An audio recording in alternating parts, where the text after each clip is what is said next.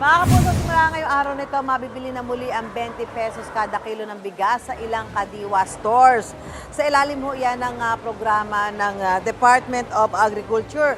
At ngayon pong araw nito, dito nga tayo sa Pasay City Public Market kung saan magbebenta nga po ng 20 pesos kada kilo ng bigas. Ngayon pong araw nito ay nasa 32 Kadiwa centers ang magbebenta ng 20 pesos kada kilo ng bigas. Gaya ho dito sa NCR, kasama na rin ang Bulacan, Cavite, Laguna, Mindoro at Rizal. At ang bawat pamilya po ang maaaring bilhin ay hanggang 30 kilo lamang ng bigas kada buwan.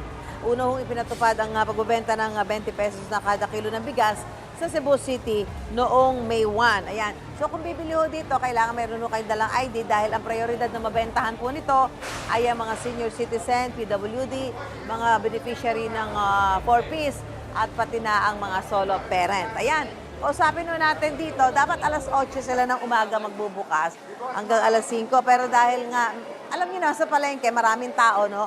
So, may mga gusto na bumili. Gaya dito, usapin muna natin itong si Miss Regina De Jesus, siya po ang cashier ng FTI. Ma'am, paano niyo natitiyak na yung bibili hanggang 10 kilos lang bawat isang tao? May monitoring po kami, ma'am. Ay, may monitor. Pag bibili ba, kailangan may ID? Apo, kailangan po ng ID. Paano wala ID?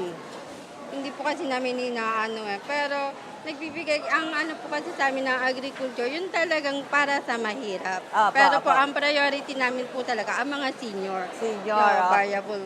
Okay. So, ito dito, meron ba kayong quota kung ilang sako ibebenta nyo? Wala po, ma'am. O, so hanggat may pipila? Hanggat may bigas po, hanggang 5 o'clock po kami ng Hapon. hapon. Pero dapat alas 8 pa kayo magbubukas. Opo. Pero may mga nakapila na eh. Apo. Pwede na kayo magbenta Apo. na. Apo. Okay, Tay, kayo po, bibili kayong bigas? Opo, opo. Bakit ito ibibili nyo? Para umabot po yung konting kita natin. Okay. Oo. Ilang kilo bibili nyo, Tay? Yung minimum lang, 5 kilo. Ay, pero sabi, pwede 10 10 kilos? kilos. O di, 10 kilo. 10 kilo na. Oo. Malaki. Babali pa ako dun sa boss ko ng 60 pesos. Okay. Malaking... Baka kumpleto tayo. First time niyo bang bumili ng... Ngayon lang po. Ngayon lang. Ngayon Malaking bagay ho ba sa inyo yan? Ay, siyempre po. Magkasino lang naman ang sweldo ko. Oo. Minimum lang. Oo. Maminus ka ng magkano ang bigas ngayon na normal. 50 limbawa. Oo. O de 30 pesos din. Oo. Yung 10 kilo, magkano na yun sa 30 pesos? Opo. Buti may Diba, dala kayong malaking ID. bagay. Meron naman po. Talaga pong kailangan niya. Lalo tayo, senior na. Oo.